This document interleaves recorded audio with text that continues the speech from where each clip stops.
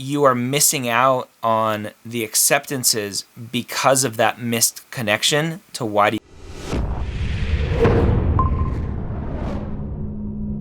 Welcome to Application Renovation Season 3, Episode 3. How are you doing today? I'm good. How are you? I am good. I'm excited to chat with you about your application and kind of where you are at in the process. And between you applying for application renovation and now, as we're recording this, you actually have a new interview invite. So hopefully you're going to get accepted even as we go through your application and show where we can strengthen moving forward. But if you're not, which I hope you are, hopefully we'll have some good things to improve on moving forward. Talk about your application. This is not your first application, I believe. You applied previously, had some success with interviews, didn't get in. You've had at least one interview this cycle, haven't gotten in yet. Where do you think things are falling off between getting the interviews but not getting the acceptances? So the first time I applied last cycle, I had 4 interviews. I ended up on 4 waitlists. I actually felt pretty confident, like prepping for interviews and things like that. And I was a senior and undergraduate. And so I kind of chalked it up to maybe I got really unlucky. I needed some more clinical experience. Like this one will be better. And so I reapplied during COVID after graduating. Didn't have a job yet. So it I had no way of showing that I had really changed anything because all I'd done is do some online classes. Yeah. And so then I reapplied, ended up getting a job as a clinical medical assistant, updated the schools that I could that would accept it. Yeah. And then had one interview like pretty early on in October with a school that I was on the wait list for the previous year. Was pretty excited about that. I felt like it went really well, probably better than the year before. Good. And then didn't hear anything and I started to get really confused because I thought that having more clinical experience, like more experience with patients and stuff like that, would have really helped. And so I didn't really understand. I ended up getting an interview invite last Friday from another one of the schools that I was on the wait list at. So that felt really promising. I'm not entirely sure. They didn't accept updates, so they don't know that I have this job and clinical experience. So that's definitely something I want to share with them. Yeah. But for this cycle, I'm not really sure where I'm missing. I kind of thought it was the clinical experience. Maybe it still is. So. Okay. All right. Good to know. So let's go ahead and dive into your application and see where some tweaks can be made to hopefully improve moving forward. And I think there's some things that stood out to me as I was reviewing it. So the first thing that I always love to point out is you applied early, which is great, right? June 10th. You were verified in less than a month before this year, before the first wave of applications went out. So very early on, no delays in your application, which is great. We look at your kind of red flag area, no institutional actions, no misdemeanors, convictions, etc. So those are good. Nothing to report there is always a good thing. And then we get to your grades and kind of scrolling down your list. I see lots of A's, which is always a fun thing to see. Some B's, which are okay. GPA wise, solid, right? No issues with your grades. Kind of steady all across your years. 379 science GPA, 382 overall. So solid GPA, no concerns there. And then an Mcat score of 511, right at the normal matriculation number. How did you do well on your Mcat score the first time you took it? So I did the Next Step program where it like schedules stuff out for you and you can move it around. I was taking classes at the time, and so pretty much I would go to school during the day. I'd come home, I'd do homework for like 2 hours. I'd switch to Mcat, do Mcat for like 2 to 3 hours. I'm pretty sure my roommates thought I was crazy. Yeah. And it was definitely kind of the worst semester of my life. I'd read the prep book, I'd take the quizzes, and then I did do, I think, 7 practice tests. Nice. And that did really help me with like timing and stuff like that, just getting a sense of all of that. Because then when you sat down on the actual day, it was really just like, oh, this is the last one. Thank goodness. And it wasn't like super stress about all of the little pieces. And so that was good. There was like, I was a little disappointed in one of my section scores on the biochem, but then I did way better than I expected to on the psych soc one, Yeah. which probably makes sense because I was a neuroscience major. So like all of that was just kind of beat into me. But yeah, I was very proud of myself for that. You should be. Great score. So stat wise, no issues. Obviously, the generic response is a higher MCAT could always help more, but I would not consider a new MCAT for you unless you had to if yours expired as you move forward. So looking at your extracurricular descriptions, I think there's some room for improvement in some of them. There were some grammar issues. I don't know if grammar is the right word. Punctuation issues. You tend to not like to use commas. And I highlighted a bunch of spots where from a grammar punctuation issue, it was wrong, but not gonna kill your application, but is something that like makes me scratch my head. Be like, what's going on here? Right off the bat, we get into your publications. And your extracurricular description for your publication here is just the title and where it was published. You could have gone more into depth here and talked about kind of the backstory of publishing this, the struggles of publishing it, a little bit more of a story to show me who you are. Remember that your activity descriptions are your opportunity to expand more of who you are. And it's not just a list of everything you've done. And so this first one is just a list of what you did, right? Here's this title, here's where it was published. So a missed opportunity there to expand a little bit more of who you are. You have this Epilepsy Foundation of Colorado peer mentor. You listed it as not medical clinical. Would you potentially consider it medical or clinical, or was what you were doing strictly just hanging out and not anything related to medical clinical? I guess I'm not really sure. I put it as not medical clinical because I didn't want it to seem like I was reaching for clinical experience that I didn't have. Yep. It was more of just like kind of talking to somebody who was like newly diagnosed, kind of going through some struggles and things like that, and just talking about like things that I had gone through, resources that I had found, things I wish I'd known earlier, and things like that. So it mostly was just talking more on like a not necessarily friend, but like acquaintance basis of just like creating a connection with somebody that so they knew that there was somebody there. Yeah. It's interesting. I personally probably would have listed that as medical clinical because you're speaking from a point of view of a peer in the sense that you have struggled with these same things and now you're helping them through those same things as well.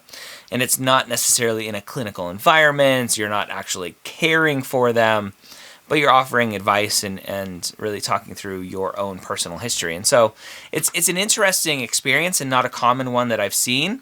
I probably would have listed as medical clinical and let the school say, probably not. Okay. That's an interesting one. Good to know. I like the story that you told here, right? You're telling a story of this time with Ava and what you did to help and that whole situation. So I really like the story here. So good job with that. Your next one here, the Gala Planning Committee, I think you could have expanded a little bit more and talked about the impact. So a gala usually is fundraising, right? You're trying to raise money for something. You could have gone into how much money was raised and potentially your impact in that to show who you are when you're doing this. You did talk about. So go ahead. I just I didn't really know what to do about that one because it was a gala that was supposed to be in like October of 2020. Didn't happen in person. They pushed it back or it was supposed to be in April of 2020. They pushed it back to October of 2020 because of COVID. And so they thought it was going to be in person. Then it wasn't in person. So it hadn't even happened yet, but we'd been planning for over a year. So I just felt like I was in this awkward situation where I didn't want to not talk about it, but there was nothing substantial. Yeah. And I think potentially you could have talked about that flexibility and adaptability of needing to go, well, this was an in-person thing, and here are the changes we made to do it virtual, and you could have potentially even talked about that story instead of just the gala instead, and that would have showed some adaptability and stuff. So looking at where else here? So one of the highlights here, right, of missing a comma. So you said, while I answered hundreds of phone calls, I learned about medical billing, right? Between phone calls and I learned, there should have been a comma. So just lots of missed commas in that situation that I highlighted here and there. Again, not application killing, just something that stood out to me as I was reading it. Yeah, I'm looking at your neuroscience honors thesis, nothing stood out there as good or bad. So just one of those experiences that it's really hard to highlight something super spectacular. Health equity volunteer, you talked about there was one little typo grammar thing for the extracurricular description. You said, additionally, many of our patients are immigrants are at high risk. I think it's missing an and in there, right? Many of our patients are immigrants and are at high risk for tuberculosis. So again, just a very common thing of just you've stared at this thing for a million hours and you don't see the things. And that's where things like Grammarly, using a plugin like Grammarly for your browser, or they even have apps that you can download to really triple check everything. You talked about the most meaningful experience here. You missed an opportunity to really focus in on one of these stories of a family that you impacted, of a person who you impacted, to really show who you are. Something that I highlighted here just to change the language a little bit. You said it primarily serves a large population of illegal immigrants. That's kind of historically what we've called quote-unquote aliens, right, are illegal immigrants. The more proper PC terminology at this point is undocumented immigrants versus illegal immigrants. And then another common mistake, again, these aren't application killers, but I thought I'd take the opportunity to pick them apart. So don't think I'm like trying to pick apart your application here. These are just things that I want everyone to realize. In this situation, because of the patient population, you needed interpreters, right? And you were using the word translator for every word, everywhere where you should have been using the word interpreter. And that's something that's something I only learned recently because I'm doing a podcast about Spanish, learning Spanish for pre-meds, and it was taught to me just recently that interpreter is spoken word and translating is written word. So I was like, oh, good to know. So just a change in words there. Gotcha. Where potentially you could have highlighted a story is you focused in on realizing the need to find a way to understand how a patient's primary culture impacts their health behaviors and how they respond to our treatment plan, right? You could have highlighted a story of a patient where that is shown. So could have gone there. Your personal caregiver experience. So this looks like the bulk of your clinical experience at this point. And if you weren't working as a medical assistant right now, this is where I would say you need to focus in a lot more on your experiences. Personal caregiving definitely is medical clinical experience, but it's usually weaker clinical experience for what medical schools will want to see your experience to be in, to really highlight that you understand what you're getting yourself into. And so the fact that you're working now as a medical assistant, I think you've eased those fears of not having enough clinical experience, and you now potentially being able to talk more about why you want to be a physician because you have all of these other experiences now, which is great. I think you did a great job with the story of Judy in this extracurricular description. I really like the story that you told. So good job with your stories for the most part, just missing a couple here and there for some of the other ones. The most meaningful experience for this one as a personal caregiver, I thought was good. Where I think you missed an opportunity was to actually tell me why it was most meaningful. You actually have that statement in your extracurricular description essay, the 700 characters, where you say, I want to ensure that I advocate for each unique patient and take care to guarantee that their treatment reflects this, right? that is potentially the reflection for your most meaningful essay. You just happen to have it above in your extracurricular description.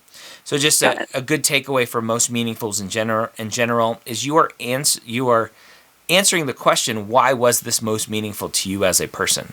Make sure you literally answer that question. A couple other things here for the CU Medicine Book Club, another missing comma, and then a missing period at the end, which is usually like, that would have made it 701 characters, and so you just drop the period at the end and lose that, so just be careful with that. Your children's ministry teacher was a little bit confusing with how you started this story, because you say, I walk in, greet the other teachers, and grab a chai before the kids show up. So it's kind of different from your other storytelling, and then now it seems like it's a little bit more present tense that you're telling it in, so it was a little bit confusing right off the bat. And then something that I always love to point out, because I'm a nerd, is Legos is all capital letters and no S. So it's just Lego. Okay. Because it's a brand name. So just a nerd thing that I always like to point out. Here was one of the first times where you got into a little bit of selling, right? You said, I learned the value of flexibility, right? Be careful of trying to go down that path of, let me show you why I'm going to be an amazing physician or why I'm ready to be a medical student. The selling that you did here and the explaining that you did here took away from the story that you were trying to tell. So you said, I learned the value of flexibility, and then you have here, knowing when to step back and assess so you can adjust is sometimes more important, right? So a little bit more of that selling, look at the traits and skills that I have.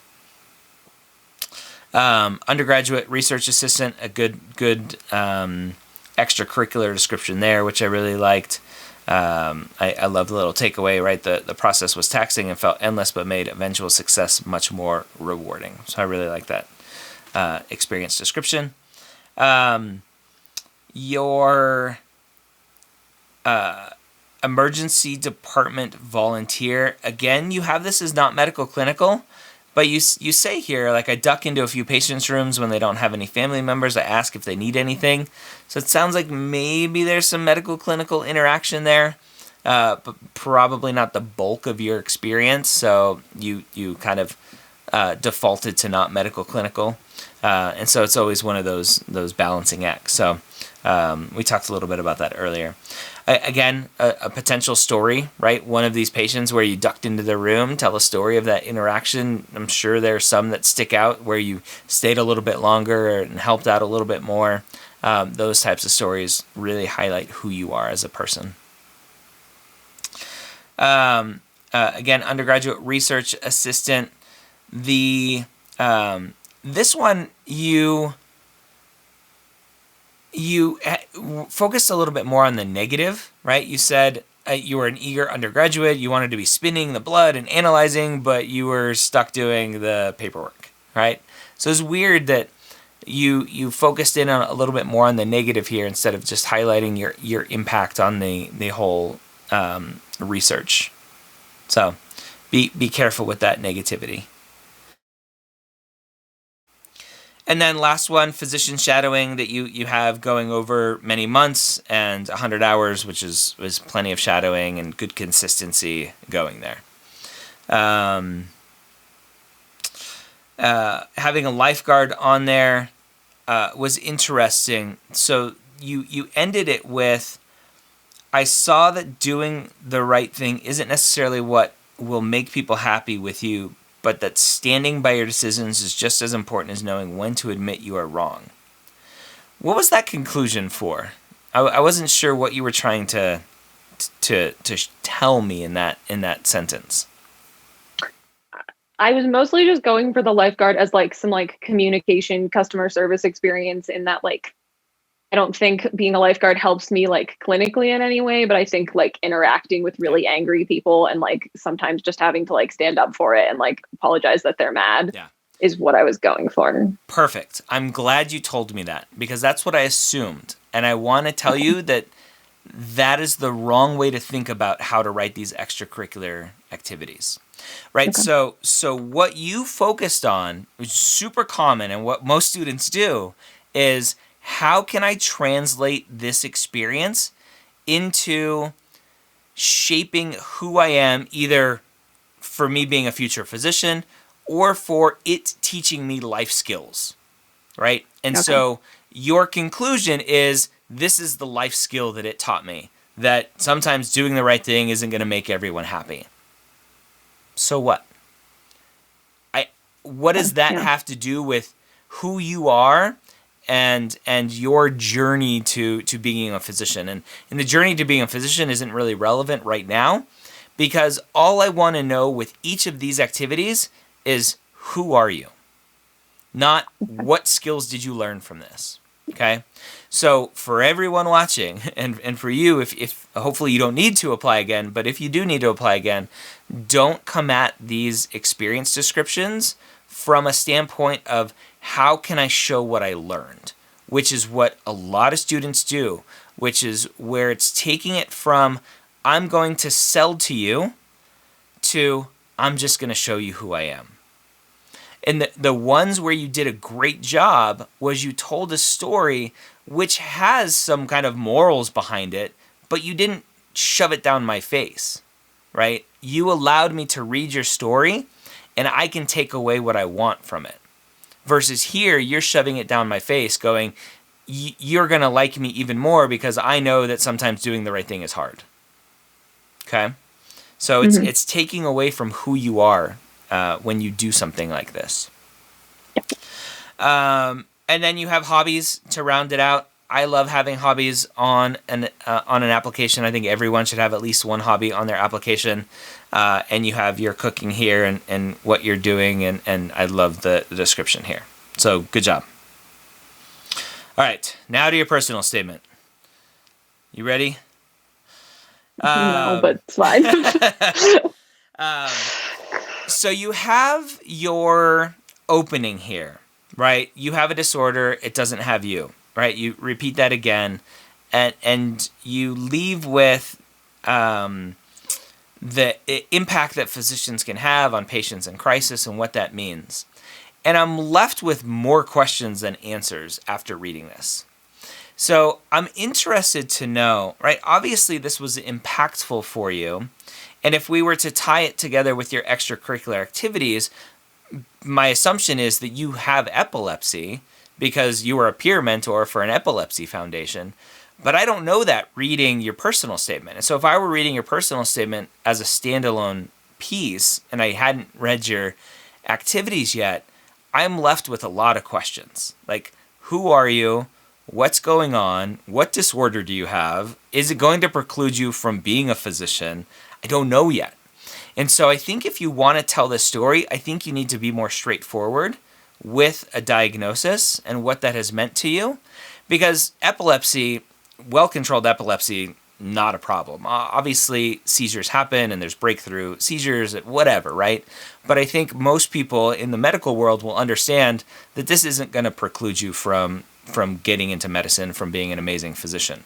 So I think you need to be a little bit more straightforward here and a little bit less cryptic. I think you were trying to be a little bit too cryptic, and I don't know if that was just a writing strategy to make it more intriguing, or if you were trying to hide the fact that you have this epilepsy diagnosis. What was your thought process there? So I first wrote it before I had been a peer mentor. So like if you read it without that, you probably wouldn't know. And I was really just kind of afraid of the stigma and people reading it and being like, well, medical school is really stressful. You're going to lose a lot of sleep. Like maybe this isn't the right career for her. And I'm really afraid of it. Like someone reading it and just kind of being like, no, I don't think so. It's just too much of a risk. Yeah. It's hard, right? And there are two ways to go about it. You can be a little bit more cryptic and get rid of the epilepsy peer mentor. But I still think there are ways to be a little bit more cryptic and tell a little bit of a deeper story of being controlled on medications or whatever it is, right? Having gone through this process and not having any issues in X number of years, right? Still being cryptic as to what's going on, but giving some assuaging some fears, if that's the right word, into what is going on. So there are two ways to do it. I think if you keep the peer mentor in, I think it's obvious what's going on, and I think you'd be a little bit less cryptic. If you want to remove it, and I don't think there's a right or wrong answer, I think it's whatever you're comfortable with. Because it is true, right? One of the things that causes breakthrough seizures is stress and lack of sleep and all these other things. Guess what medical school is going to bring? And so I definitely understand your concerns, and it's going to be a personal thing for you as to how you decide to move forward. The cat's out of the bag, obviously, this cycle with having the peer mentor thing in there. So, and you're getting interviews, so not a big issue moving forward. But that's just something to think about for next application cycle if you get to that point. So a little bit less cryptic there because it just leaves me a lot of questions. You get into storytelling, right? I love the stories. You get into Ida's kitchen, the retirement community, tears dripping down her cheek. A lot of what you did was going back to explaining and learning, right? I've learned what a good physician is. I've learned what it's like to be in medicine. And so a lot of this next paragraph is explaining and not really showing who you are. Many paragraphs or many sentences in a row, right? People are people, not lab rats. True. Doesn't tell me who you are. Medical decisions are not always made by medical professionals, but by patients. True. Doesn't tell me who you are, right? So you go on and on and on with these statements, and it's a lost opportunity for highlighting who you are, why you want to be a physician. So you proclaiming that you know these things doesn't show me why you want to be a physician. It's just saying I know these things. These things happen to be true. And then you get to, for Ida, right, that meant not continuing the chemotherapy.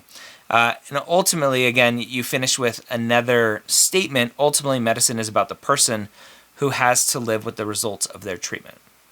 Ideally, you tell the story of Ida and the impact that it made on you and seeing the impact that making this decision had on her. And the reflection, the takeaway, needs to focus on why did this ultimately strengthen your decision to be a physician? That would have helped me understand this impact a little bit more on who you are. Okay? Okay.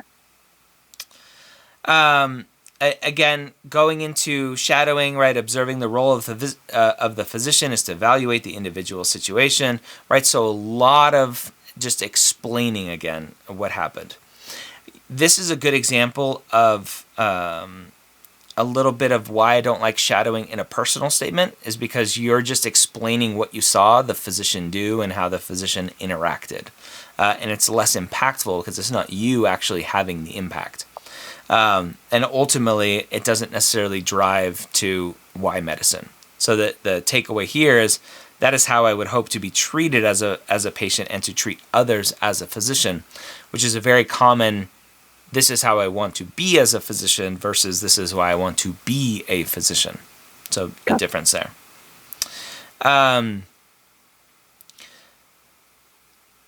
Again, a little bit more moving forward. You talked about joy in the emergency department.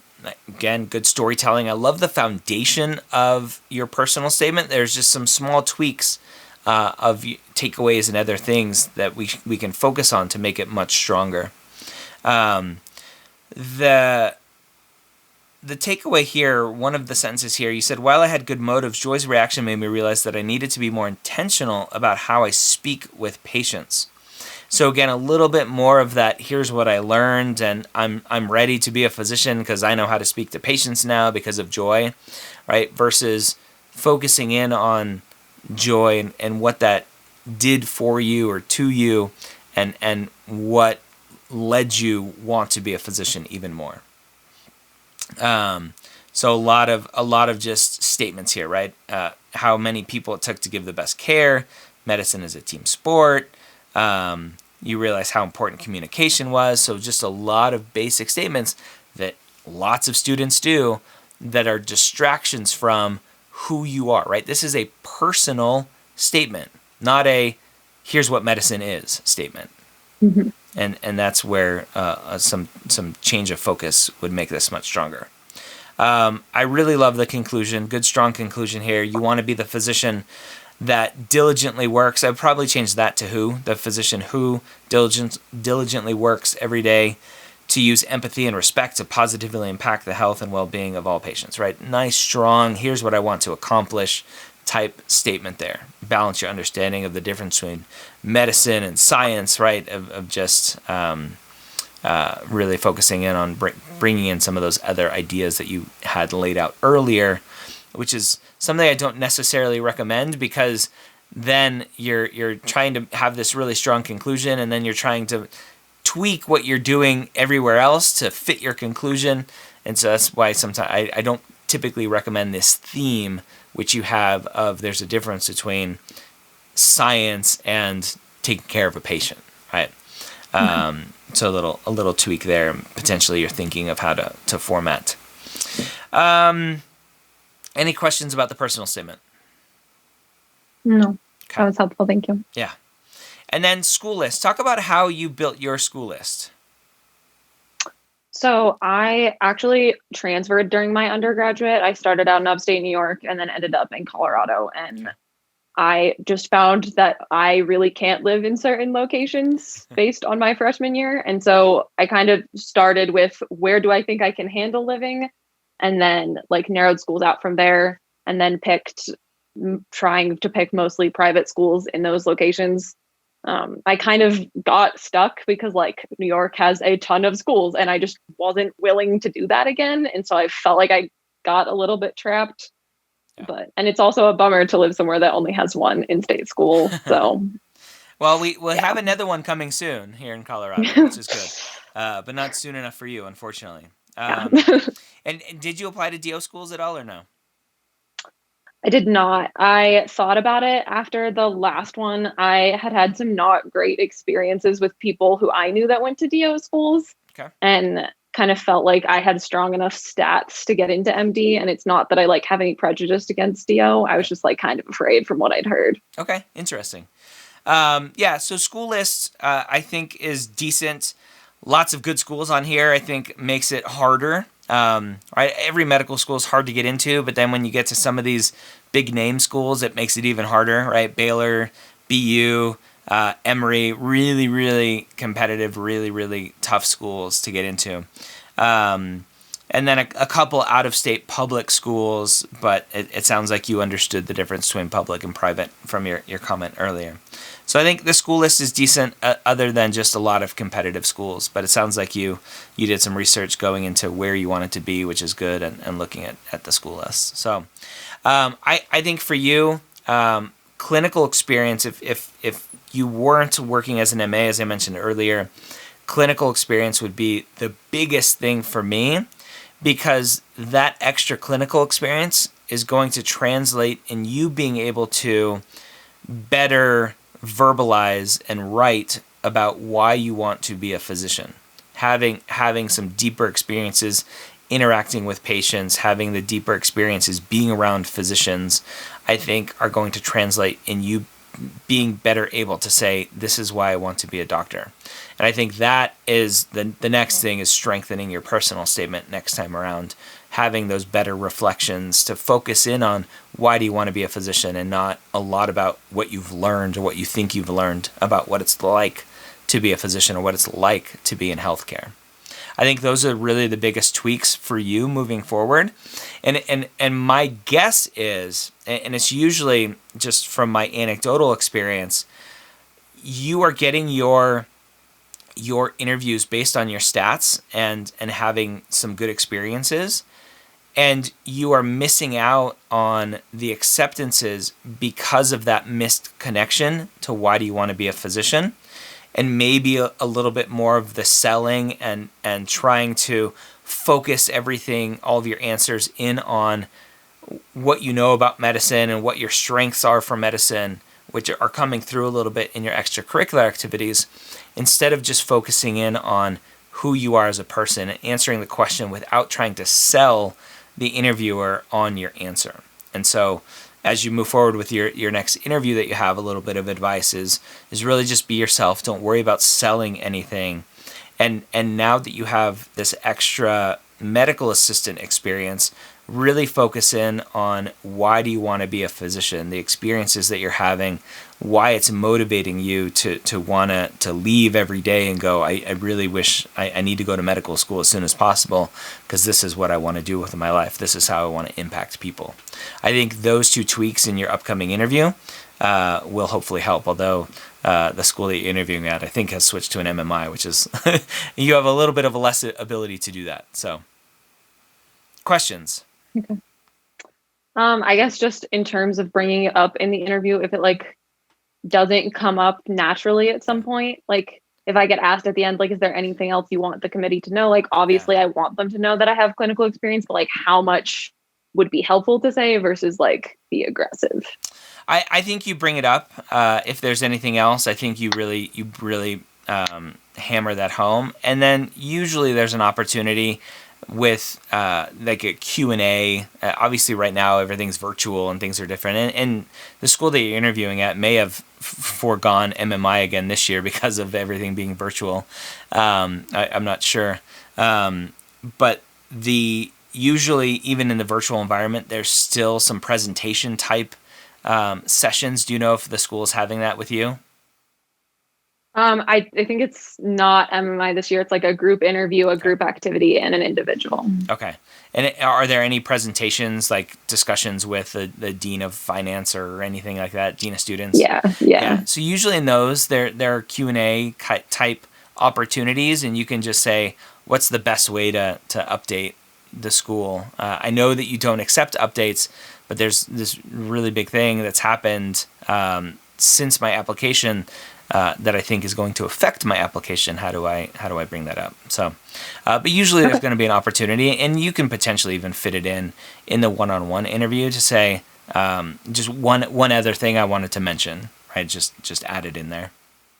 Well, good luck to you. Hopefully, this episode's going to come out, and we don't even need you because you're going to be on your way to medical school anyway. So good luck to you, and hopefully this is helpful for you. It is. Thank you.